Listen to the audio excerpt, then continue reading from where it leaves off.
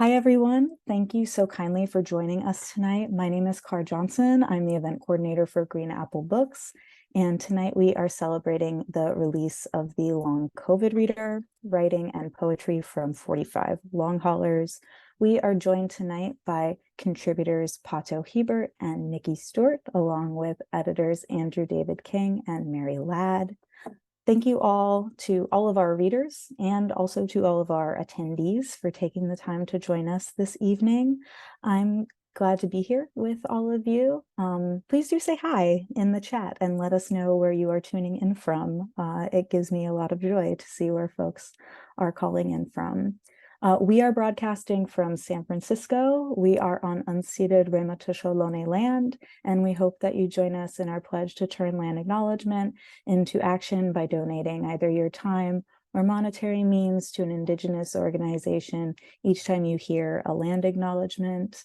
I'm going to include a link here to the Ramaytush Land Trust for you to explore at your leisure here.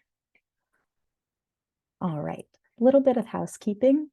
Please do check out our event calendar on our website at greenapplebooks.com. We've had a really great 2023, and as we wrap up the year of programming, I encourage you to check out what we have going on in 2024. Our events are primarily held in person, but we do offer a live stream for nearly all of our events, which you can attend from wherever you are tuning in from. I'll include a link to that as well in the chat. If you are able, we do encourage you to buy the Long COVID Reader from Green Apple. I will link to that as well. We always appreciate your support of us as an independent bookstore and of the writers who made this book happen. And then you get to have a book, which might be the best part. So we always appreciate it if you are able. Tonight, we are going to hear a reading from each of the writers joining us tonight, and we will open up for an audience Q&A. If you have questions at any time, please do enter them into the Q&A on the bottom of your screen or on the side of your screen, depending on the interface, and we will get to as many as we can by the end of the hour. Without further ado, I would like to go ahead and introduce the first reader joining us tonight. Nikki Stewart is a 50-year-old breast and cervical cancer educator working primarily in the African American community to combat health disparities. She lives on Long Island, New York, with her significant other. She contracted COVID-19 in December of 2020, and she is a contributor to the Long COVID Reader. Please welcome Nikki Stewart. Good evening, everyone. Thank you so much for having this event, Car. And without further ado, my life on the long haul. I'm always tired, never not tired. My life changed suddenly, drastically, and irrevocably in December of 2020. I'm a survivor, and I thank God every day that I'm still here, that I got off the oxygen, and that I could return to my 9 to 5. While I'm a survivor, I'm not yet a thriver, and I'm tired. My deficits, my wounds, if you will, are not visible. They're not obvious or tangible. Worse, they're not quantifiable. You look okay. You must be okay. I mean, you look so much better than you did before. Maybe you just need more exercise. You should go to bed earlier. You don't need that handicap placard. I mean, you're just tired. My brain is foggy on a good day, with many words dancing out of reach. I loved words once. They were my friends. Now they hide from me, waiting, hoping I'll find them. They know there's a good chance I never will. Not while they matter. Maybe later. Maybe. Words and thoughts slip out of my head like sand through my fingers, from one sentence to the next, from 1 second to the next. I don't know what I was saying or thinking. Where was I going with this? Focus. Don't forget about focus. It's hard to focus. Maybe I'll find that later too, but not while I'm tired. My life is a series of managed moments, matching tasks to time and energy. My stamina is limited, Things waiting to be done feel infinite. I personify a sixth grade math problem as I do the calculations. If I do X activity for Y amount of time, how long will I need to rest to recover?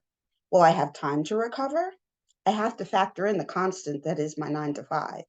I need time to recover from the job. I have to perhaps I'll put off activity X until next week, but I have to do the cooking, cleaning, or laundry one of these weeks. Thank goodness for Instacart. It's a blessing for people who are tired.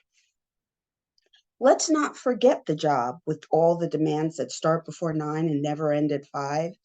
I train my community, teach them how to stay healthy, tell them how early detection of cancer saves lives. I educate while losing words. I make health presentations without the energy to be present. I meet them where they are, church, school, social clubs, any day, anytime, all the while trying not to look like I'm tired.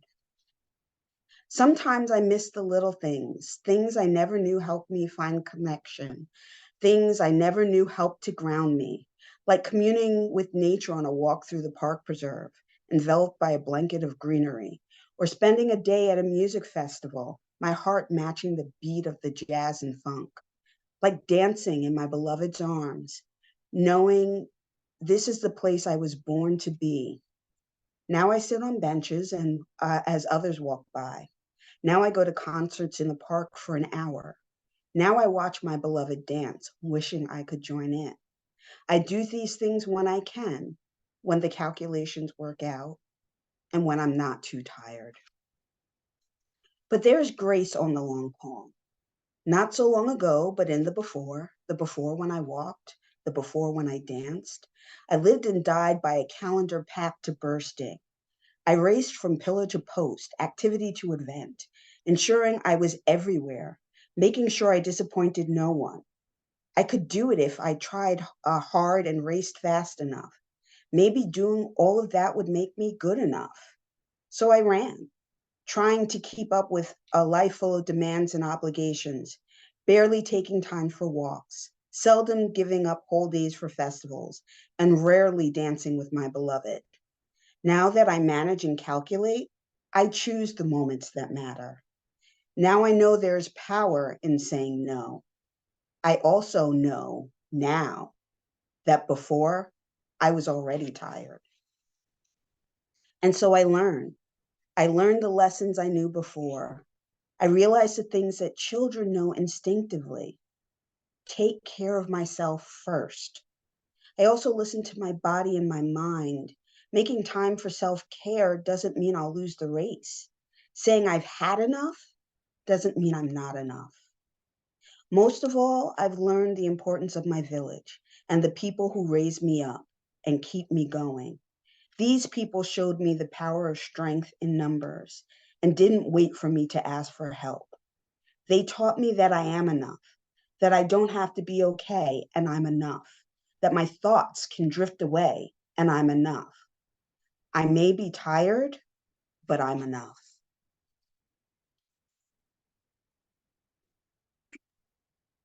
Thank you so much, Nikki. I so appreciate that, and hearing your contribution. And I'll try not to add any commentary, but I just say that I'm very appreciative of that. Thank you. I'm excited to introduce our next reader. Andrew David King is a doctoral student in English at UC Berkeley, where they serve as the director of the Disabled Students Advocacy Project for the Graduate Assembly, a new literary project, Simpson Fellow, and University of California Humanities Research Institute grantee. They identify as disabled and chronically ill, and they served as the poetry editor of the Long COVID Reader. Please welcome Andrew David King. Hi, everyone. Thank you so much, Nikki, for that incredible reading. I wanted to start really quickly just with a visual access description. So I'm a 31-year-old white person. I'm wearing red glasses. I have brown shortcut hair and a beard, and I'm wearing an orange and black button-up shirt. Thanks so much, CARD, for helping to organize this event. And all of my deep thanks to Mary for her incredible work and leadership in putting this really important project on the cultural map and bringing it into existence. And thanks to, again, to Nikki and Pato for being here to read, and for all of our other contributors who are here in the audience. Your presence and your work means so much to me, and I know it means so much to others too. So deep, deep thanks. In fact, nothing I could put into language would really capture the depth of gratitude. So, but just know, yeah, thank you. So what I'm going to read tonight, the first thing is an excerpt from an ongoing, what might be described as a kind of pandemic journal about my experiences living with chronic illness during the pandemic. And it takes its title from a Frank O'Hara poem called Meditations in an Emergency. So I'll read a little bit of that, and then I'll read a poem about living with ongoing symptoms and chronic pain and fatigue. Meditations in an Emergency, this prose piece that I'm about to read, it's a kind of collage composition. So it consists of things that are juxtaposed in separate sections. And since I can't visually represent to you those breaks here, I'm just going to make the sort of awkward compromise of just saying section break each time there's a section break, so that you sort of know where to make logical cuts as you listen. Meditations in an Emergency. Early in the pandemic, I made the mistake of browsing my conservative aunt and uncle's Facebook pages. It was a carnival of ignorance and cruelty. One meme transformed the cat in the hat into an anti-masker. I will not wear one in a bar. I will not wear one in the car. A photo of a goblet glass filled with beer, a blue surgical mask wrapped around its stout middle with the announcement that even this beer was quote unquote politically compliant. A complaint that no one can think for themselves, that humans are too unintelligent to be left to their own devices, that hopefully Jesus will come soon. At Costco, they bought 37 things, my aunt says, and how many other people had touched them. And then even the cashier and bagger touched them, but they couldn't hand over their membership card without wiping it off first. This proved they thought that it was all security theater. One of my aunt's friends posts on her timeline to say she's seen a video of someone's hand being injected with an identifier tag, the mark of the beast, she calls it. Rather than debunk this, she replies, "Oh, hell no." And her husband, a Bill Gates truther who thinks the coronavirus or the vaccine that will serve as part of the response to it is part of a New World Order type conspiracy about thinning the herd, as his friend put it. One of their friends posts something as quote unquote, just something to ponder. A meme that suggests the virus isn't deadly, since you have to get tested to find out whether you have it. Browsing the pages of my more liberal friends, on the other hand, you'd be forgiven for thinking the pandemic was over or had never happened. I searched for COVID, pandemic, and vaccines in my friends' past posts. Hardly anything. One friend posts several times about his poem in the New Yorker. Another posts a recipe for tofu bites. People need to stay sane somehow, I remind myself. But is it the sane or the insane who don't talk about the tragedy in front of them? And where did that put my aunt and uncle? Where did it put me? Section break. The national news always presents footage of hospital hallways with tunnel vision filters on them when talking about COVID statistics. Is that supposed to be the last thing a terminal COVID patient sees? Or did they see instead one of the gaunt portable video conferencing stands that, in a chilling photograph that had quote unquote gone viral on Reddit, allows the dying to speak to the images of their loved ones a final time? The claim implicit in the news graphic seems to be that in a hospital, you only see what's in front of you, or worse, that hospitals present themselves in reality just as TV dramas present them, so that the dramas are no longer presenting hospitals dramatically, but merely presenting them as they are. Cases where reality apes TV, where TV, in all the derogatory senses of that term, dictates the language that facts speak. New section. Georges Poulet, writing in Studies in Human Time, 1949. Suffering that lasts is made up of 1,000 distinct sufferings, each one of which, in its own right, donates its own unique and changing character to thought. New section. Someone I know on Facebook likes the Facebook post of someone I don't know, and that drags the post into my news feed. It's a photograph of a gathering of anti-maskers during the Spanish flu pandemic at one of the northern entrances to Golden Gate Park along Fulton Street. Mask, M-A-S-K, mask, M-A-S-Q-U-E, life mask, death mask, Keats's death mask, a copy of which a friend's father had hung in his library.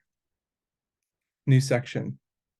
The last thing my uncle posted before I unfriended him 3 years into that pandemic, having moved to Austria and deciding to set even firmer boundaries, was a Venn diagram with 3 intersecting circles. In one circle were people who believed that COVID was quote unquote real, the word itself still in quotation marks, as if hedged. In another, people who believed that everyone had the quote unquote right, and these are my quotation marks, hedged, to wear or not wear a mask. And the last included people who believed the pandemic was being used for nefarious political purposes. An arrow directed your attention to their intersection. Believe it or not, it said, it's possible to be all 3. In unfriending my aunt and uncle, was I becoming what I myself had been subjected to, what I so despised? A social ostracizer, a puritanical discourse policer? Was I quote unquote folding? Was I calling it quits? Was I giving up? More importantly, was I hindering the long-term progress I wanted to see, a safer, saner, more compassionate society? New section.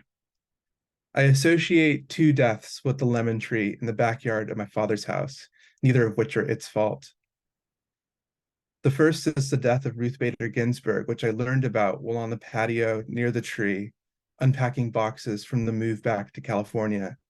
I had some sense of what it meant then for the Supreme Court, what it would unleash upon a country already tired and assailed.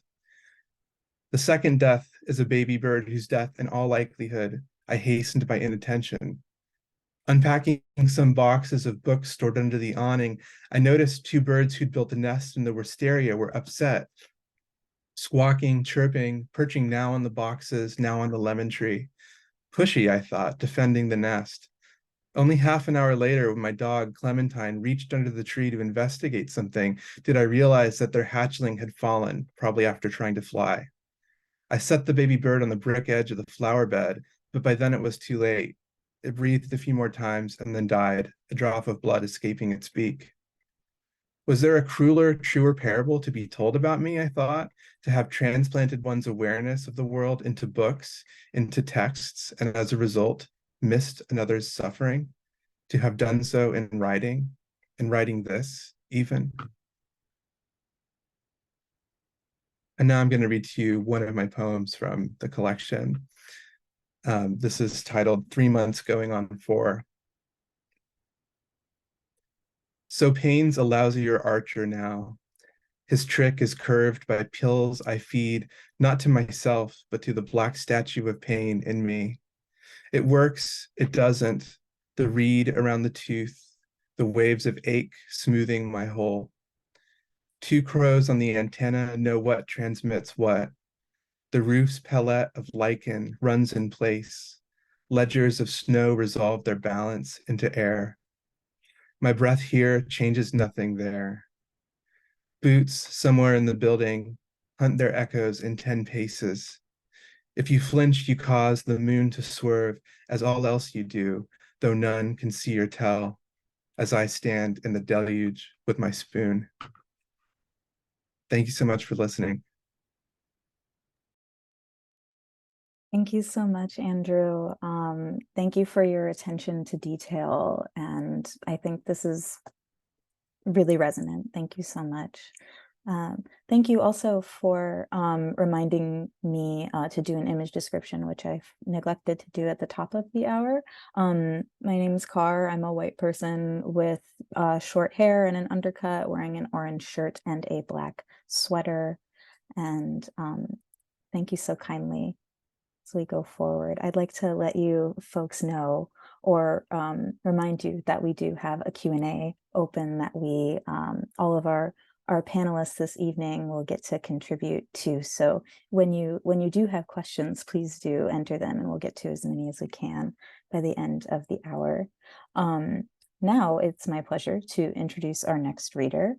Mary Ladd is the founding editor of The Long COVID Reader and has written about meat clothing, withered sexuality, and pizza champions for the San Francisco Chronicle, Playboy, Health, and the best-selling 642 Things to Write About and Lit Starts books.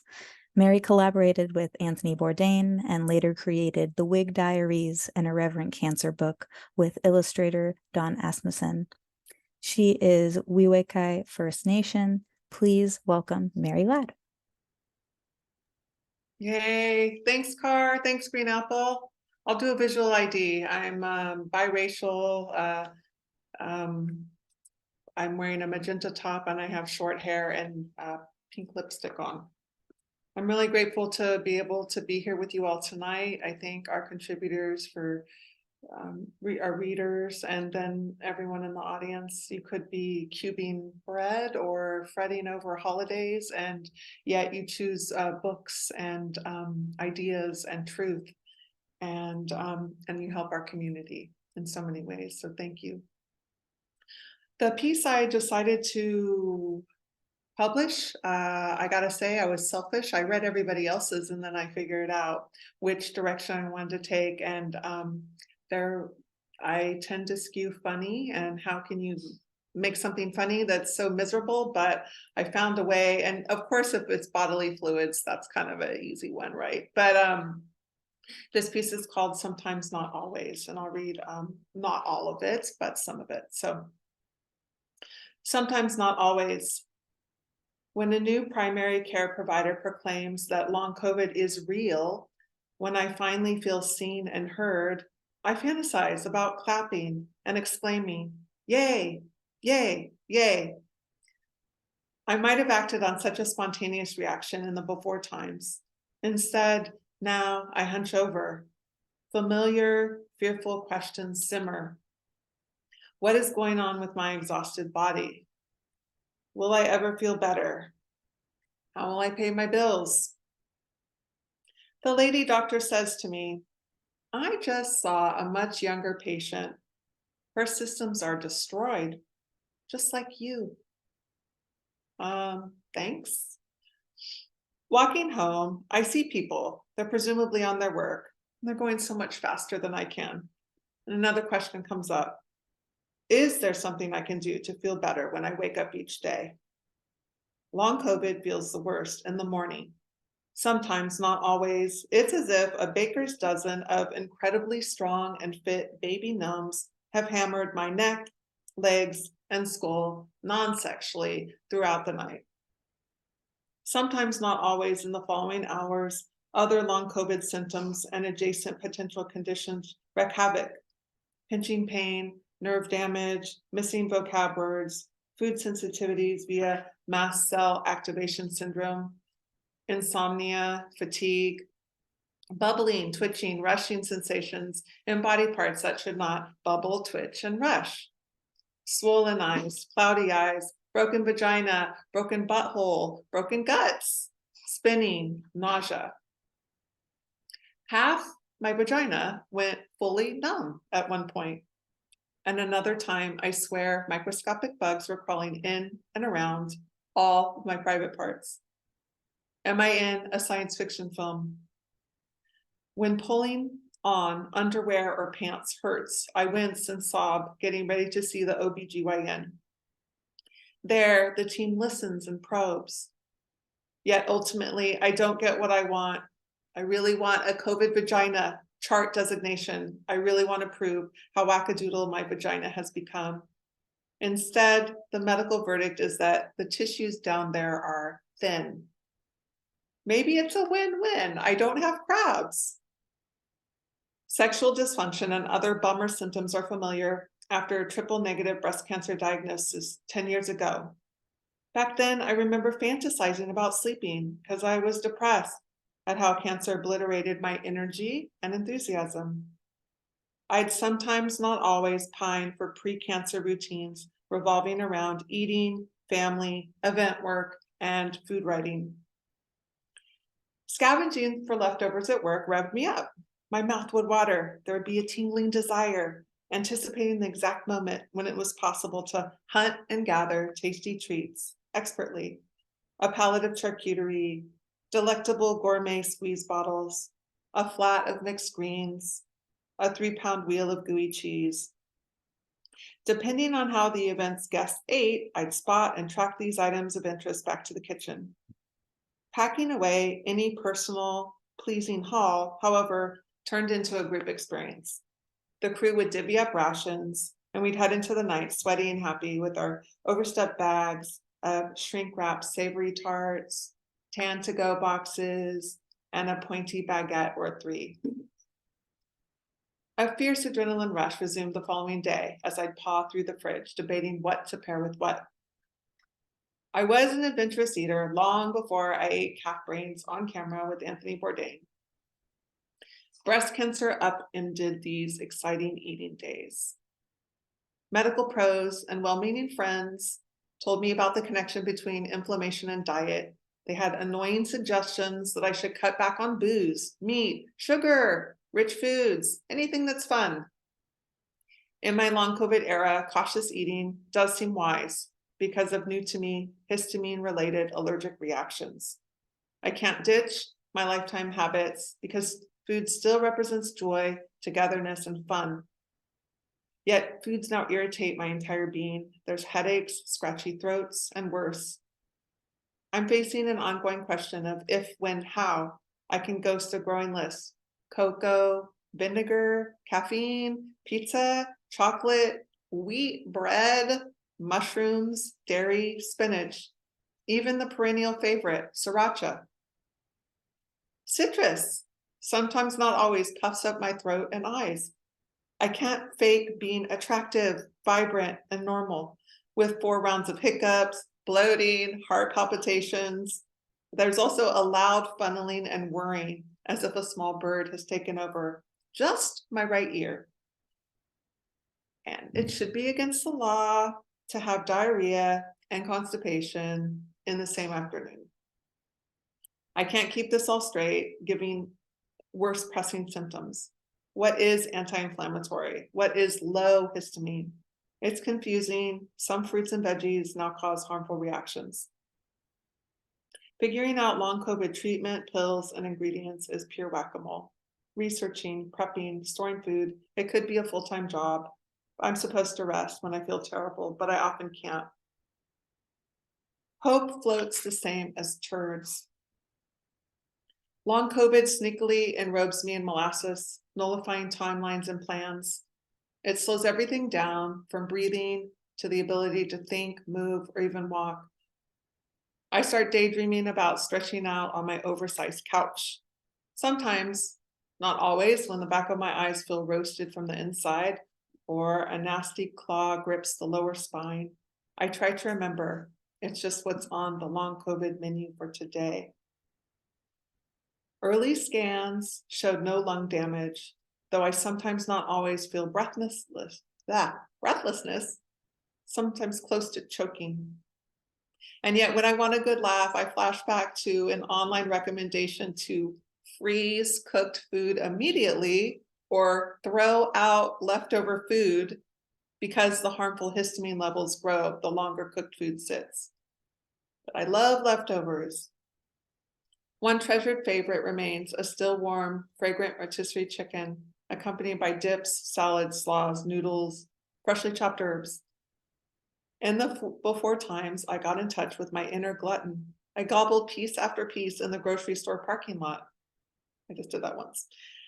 And now rotisserie chicken shouldn't cross my lips because its life under that deli heat lamp may lead to higher histamines and thus a decent chance that I'll have a headache, uncomfortable throat tickle just a few bites in. Who has time for this? And I shall pass. Thank you, Carr Johnson. Thank you, Mary. Thanks so much. It's been a pleasure working with you, putting this together thus far, and I'm glad. And it's here. Here we are. Thank you so much. And you're always so funny. you. Um, all right. I'm delighted to introduce our final reader for the evening.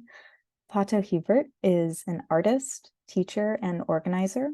He is also a COVID-19 long hauler, living with the ongoing impacts of the coronavirus since March of 2020, and publicly addressing the pandemic through creativity and community building.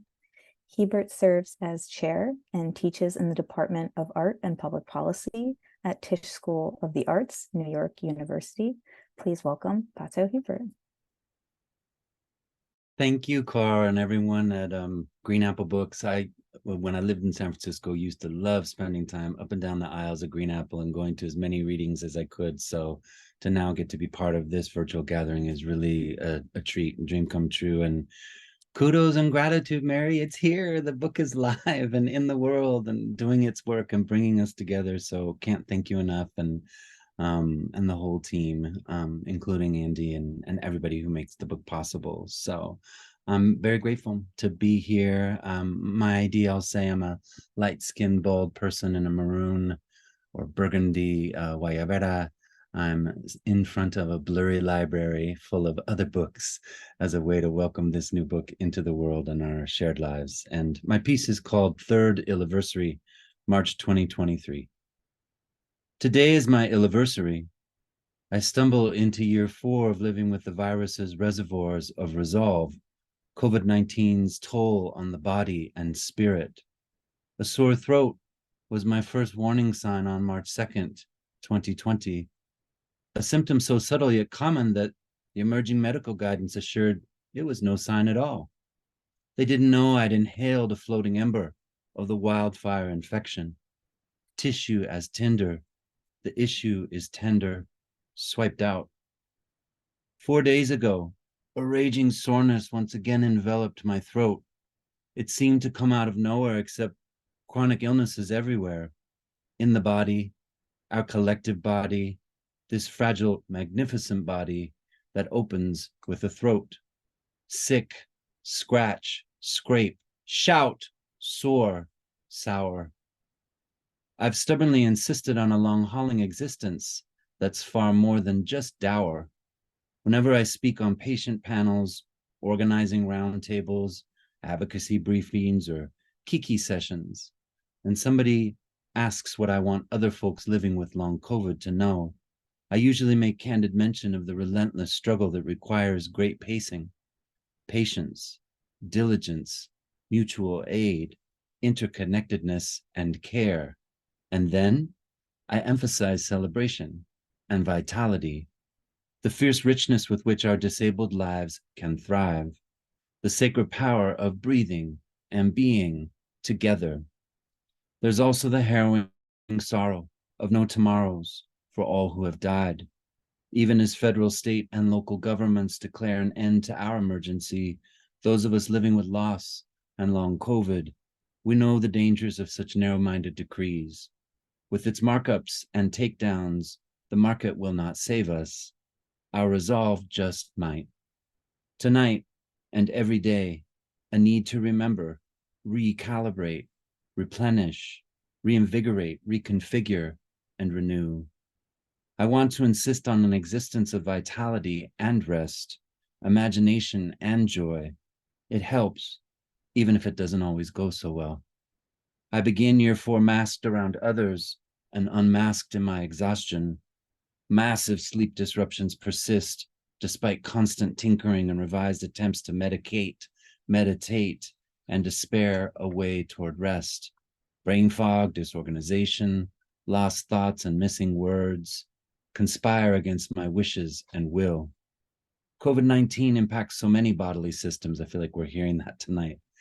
My lungs occasionally still struggle for a full inhale, though the pools helped restore some confidence and rhythm. Ghost pains jab, ripple, and taunt across my torso, despite the successful surgery in December 2021. My thermostat lives only in extremes. Cold will stay stuck in muscles, tendons, and bones. Sweat will begin to pour at the slightest provocation. Exertion, anxiety, frustration, desire, fear. It can take an hour for the glands to glance at the clock and decide it's time for a break. Sheets still soak, throat still rasps, temples and frontal lobe throb. The most painful ongoing symptoms set in for good last summer, a completely fried nervous system. My mood board is like a secondhand shop where the wonderful games aisle has been knocked upside down with pieces strewn about. Third eye in search of a new prescription, even if I somatically scan to find, feel, and release the tension, it floods right back minutes later without me even realizing it. I end up in yet another flex that wrecks any possibility of supple ease or flow. My thighs in particular seem constantly tense and sore. Regular swims have strengthened these quads, so now they can carry me upstairs or spring hillsides that my lungs can now almost navigate without gasps. But it feels like my nerves are fraying from the inside out, surrounding tissue all swell. One of my most common symptoms is constant crying due to the pseudobulbar effect. I've been trying to write a piece about all the different forms this crying takes. Weeps, drips, gushes, pours, floods, moans, mists, hydrates, helps, hiccups, sobs, squeals, spasms, flows, appreciates, signals, releases, freeze, a precipitation index amid so much drought. I have a smidgen more awareness now, a few helpful tricks, oodles of compas y queridas and a loving crip community. I need them all when the ache or wail or regurge bubbles up from the depths. 4 years in, I still have insurance, not because it's a right as it should be, but because I labor against my health, and because although long COVID is a designated disability, disability benefits are almost impossible for long haulers to secure.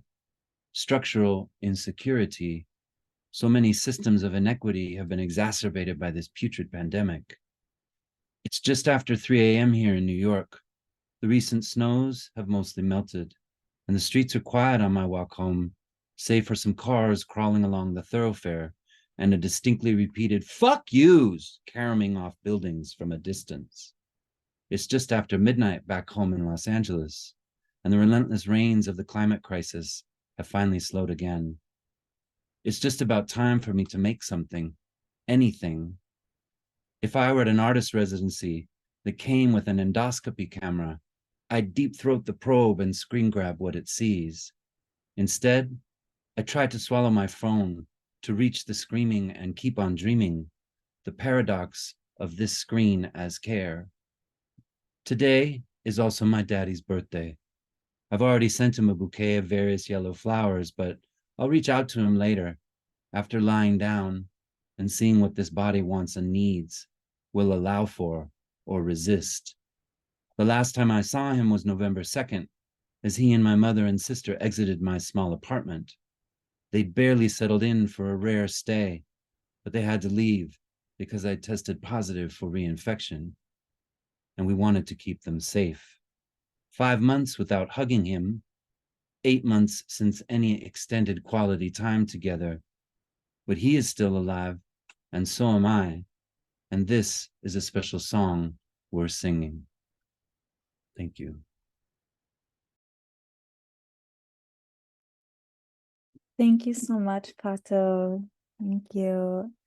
And I think this is a really brilliant way to tie everyone together. Thank you for really like echoing that all of the readers joining us this evening have a lot of overlap. And I'm also seeing it in the chat that this work is really touching people and like in a very deep way in their own experience. So thank you, Pato, and thank you all.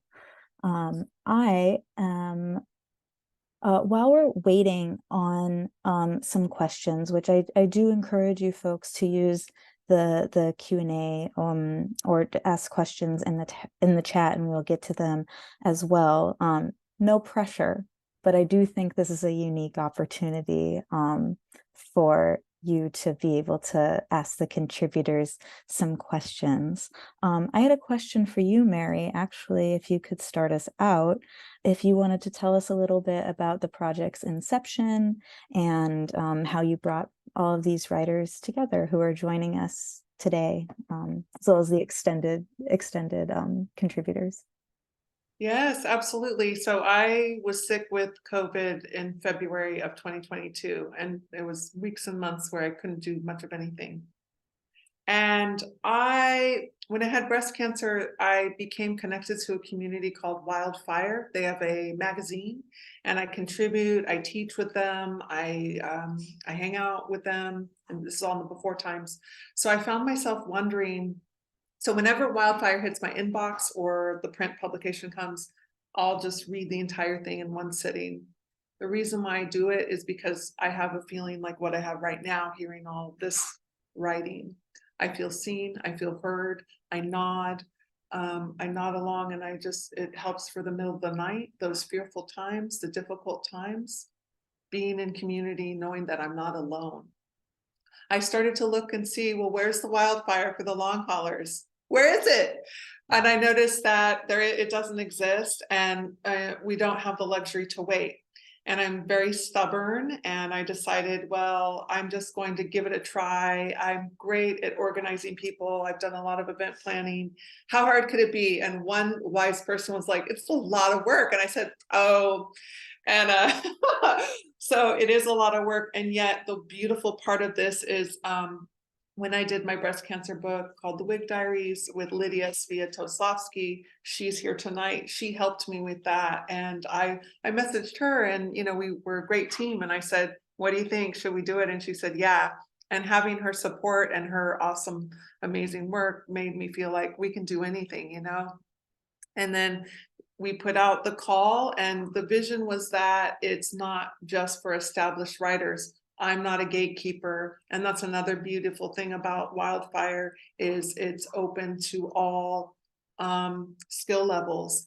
And yet the writing across the board is so moving, memorable, and wonderful. These are important pieces. They need to be heard. And Wildfire blends poetry as well as stories and essays. And so we started a year ago, and I targeted Litquake. I said, we're going to do our launch with Litquake. And so we'll publish in October. Everything kept getting pushed back. Got a really large response. I heard from people from around the world. Another thing that gave me a boost of confidence was that I'm in 2 long COVID studies with UC San Francisco. And when I showed up for one of my appointments, I thought that one of the staff said, oh, Dr. Peluso would like to, he's on the phone. He wants to talk to you. And I thought, he wants to talk about my stool samples, or I did so good with the blood draw. And instead he's like, hey, Mary, we did a presentation on your book. And I was like, whoa, what? You did what? And it was like the control freak in me was like, what do you mean you did a presentation without telling me? So that made me feel like this is a go. He's a researcher. He's trying to get us care. He's trying to get us solutions, a cure, treatment. And if he's excited about it and he's telling the whole world or his whole world, then why don't we just keep going?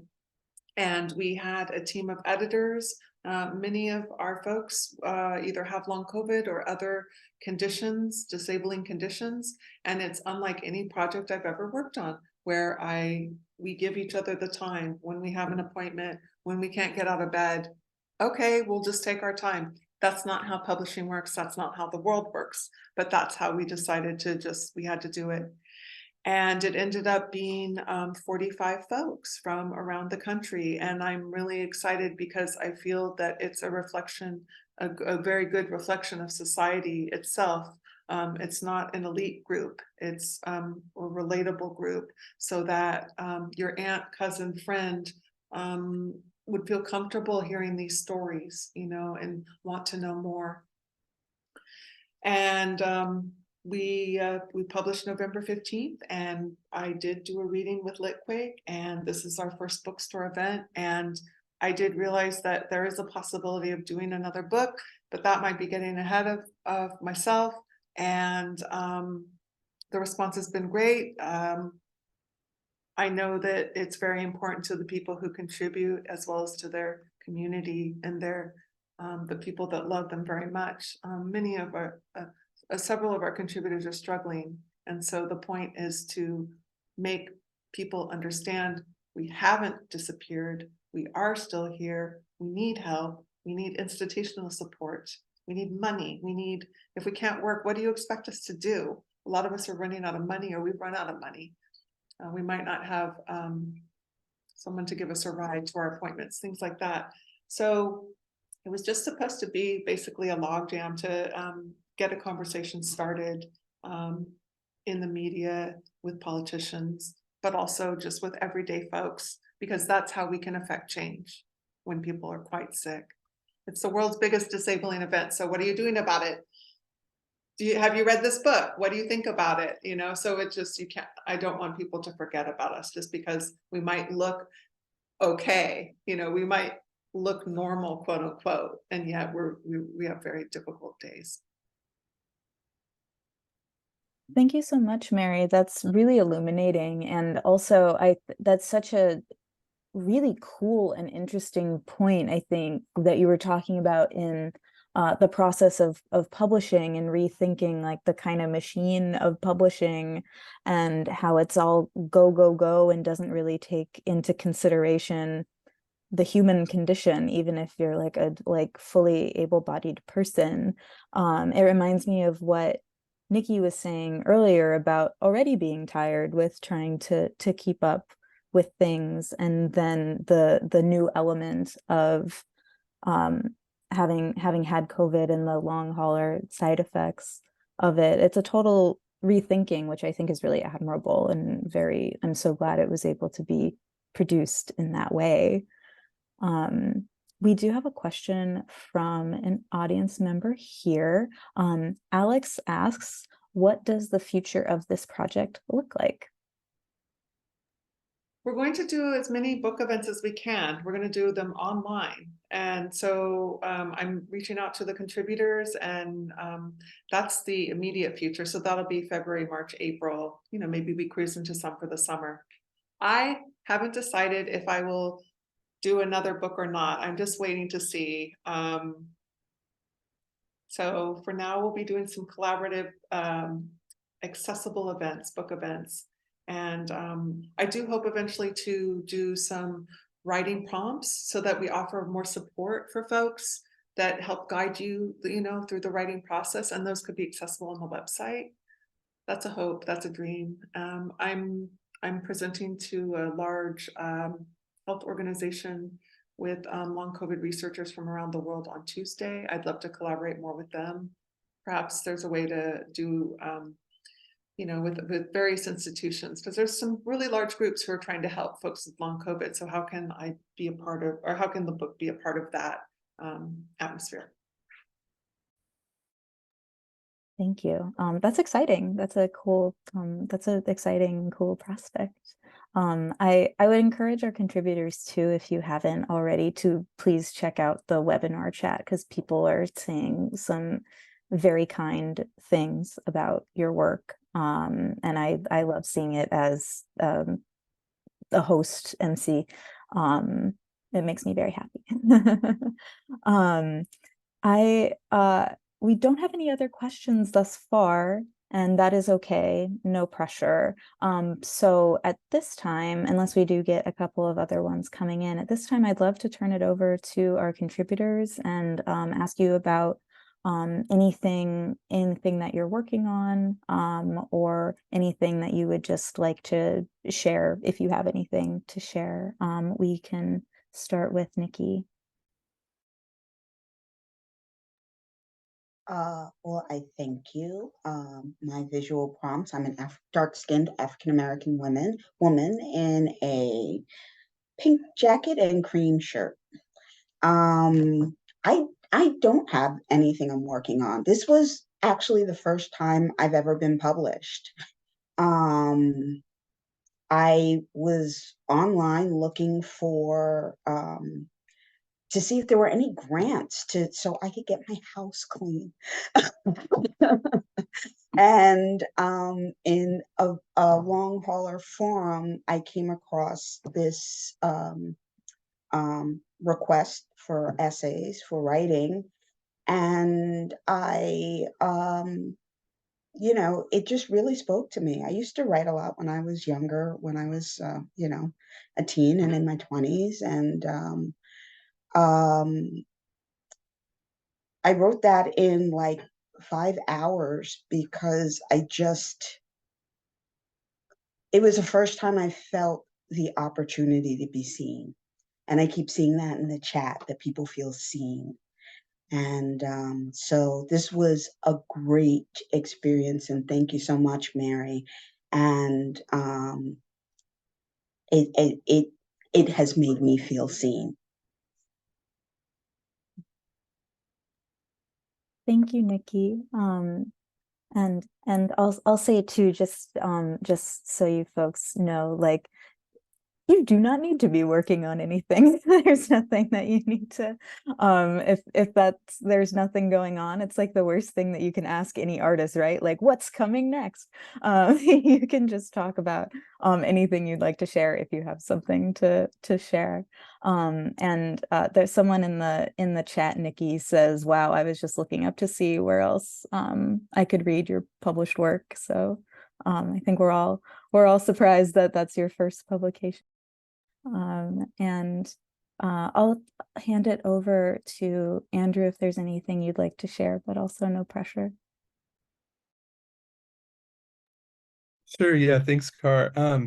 I'm continuing to work on this this long what's in the book as a long form essay as a longer manuscript. I'm not sure what it's going to turn into ultimately. But during the pandemic, as I was sort of just engaged in the work of survival, frankly, I had a couple of different practices that now all seem to me, in retrospect, to be part of this work of survival, though at the time they felt maybe indulgent or something like that. So I had a photographic practice. I was taking pictures of the things that I was seeing on a daily basis over and over again in quarantine and isolation.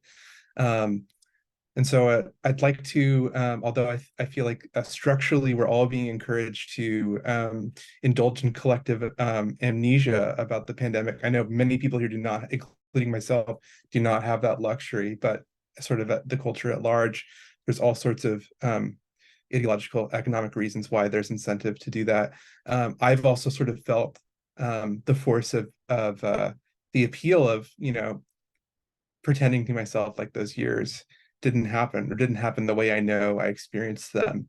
So I'm very interested in memory and trauma studies, in historiography, and thinking about the conditions of writing history, what gets preserved, what doesn't, right? The unreliability of memory, and the body as a sort of record of its own, both embodied and cognitive memory. So this, I'm still engaging with this as part of a much larger project, and I'm grateful to Mary for including it in this one incarnation in the anthology. Another big thing I'm working on in terms of my advocacy work at Berkeley is, I think, just again trying to push back, and I don't know, I feel like just an ant in front of a tidal wave, to sort of push back against the massive institutional, really is a coordinated effort to jettison, to get rid of all of the accumulated knowledge that resulted in things being made safer for people with long COVID and other disabilities and illnesses, that made spaces more accessible for them, right? The university, and I know this is maybe not relevant to folks who are not in an academic context, but I really sort of see it as a little microcosm, a little model, and maybe we can make progress there. Anyway, it's where I am, and so it's where I have to do my work. But there very much is this sense of willful ignorance, and a reversion to normalcy, quote unquote, which a normalcy that meant, suffering and exclusion for a lot of people. So trying to act against that, against the the inertia of institutional forgetfulness, trying to to cling on to some of those accessibility gains that we made during the pandemic and make sure they're still there. I mean, I think it's great, and thanks, Car, for organizing this. To have a hybrid, well, to have a virtual reading, and then to also have hybrid options available when people are meeting in person, right? So those who can't meet in person are not excluded. They seem like small things, but for myself and for a lot of folks in this group, they really do make the difference. So yeah, just a couple of things. There are others too, but yeah, I'll pass it back to you, Car. I think we have some audience questions too we could get to. Thanks, Andrew. Thank you for doing that, and of what you're doing at Cal, and also thank you for making this work that you're making, and I'm looking forward to seeing it. Pato, I do want to hear an update from you, but as Andrew pointed out, we do have a couple of questions that I would like to get to, and I'll let you lead us off, actually. Damaris asks, is everyone still working in their original jobs? I am. I work as a teacher and a visual artist, and I'm still doing both, but I am doing many fewer projects than I used to. I still do what I can, but I have to pace really differently now. So original job, yes, and I'm very blessed that it's one that's fairly flexible and that I get to work with creative people every day. So I'm incredibly grateful for that, and also really wiped out trying to do that job every day. And so I've had to mind, yeah, how does the house get clean, Nikki? Like, can I even keep track of how many appointments I have? And so that has required me to have very large slices of humble pie, not just during this week in this country, and do a lot less. So that's one of the ways I'm trying to learn to pace and also hold on to my job. I'll pass maybe to Mary on this question. Mary, you mentioned finances a few times, but Sure. I had a cushy writing job that was part-time before the pandemic, and that went away. And so I have a non-cushy patchwork of I did actually so I am a freelance writer still, and I did end up having an opportunity come my way. It's part-time. It's writing for a company. It just started, and it's quite helpful. It's a lifeline, and I teach occasionally, and yeah, I think I'll just go with that for now. And but yeah, everything changed in 2020.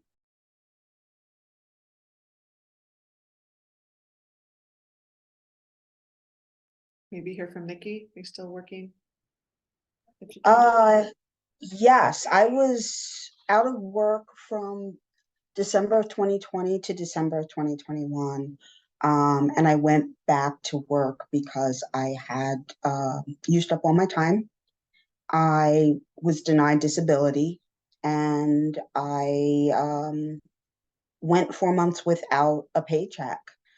And so when I was at the end of my savings, it was time to go back to work. And I dragged myself in, and my employer was good with the fact that I did what I could, and by the end of the week, they weren't getting anything out of me. Um, and I'm working. I'm back to probably working just under the pace that I was working before, but that is kind of at the expense of the rest of my life. So, I work, and then I go home and I sit and I rest and I do anything. And thank God I have a wonderful partner who picks up the slack at home, but I don't have a lot to give to the rest of the world because I work.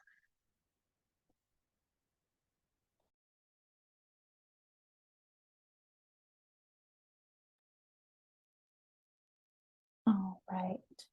We do have one more question, and I am aware that we are at the end of the hour, but I would like to get to this audience question just to for everyone's time. Maybe we'll have one of our contributors answer.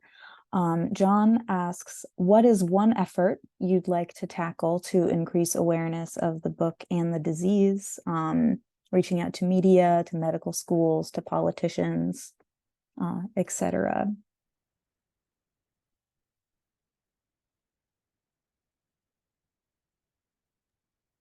We've done such a big media push, I still think politicians maybe what's the biggest change we can push, I guess would be the question, or that answers the question. Is it politicians? Is that gridlock? I really love that the question had multiple kinds of stakeholders, and I love that you've mentioned politicians a few times, Mary. Your work on research studies and your advocacy next week. I like the idea of getting this into as many long hauler researchers as possible. And I'm always a huge fan of this, that long haulers, we get to talk to each other and the way we take care of each other. So I like that this book, maybe it's aspirational, but I think and hope that it can engage lots and lots of different kinds of folks and be enacting change and opening up space on lots of different levels, particularly because of the range of voices that you've brought together in the collection. I agree. I also love the way people feel when they've gathered together tonight. And we had an event last week, and someone said, I feel I found my people, and that's what we want. It's some of our people don't know how to help us, and yet we know how to help each other just by listening. We're not going to give advice or tell you you should eat this or not exercise, or we're not hopefully going to give each other advice, other long haulers. We're just going to support and listen in the best way we can. So if we can do that, but yes, multiple ways, like what you mentioned, Pato.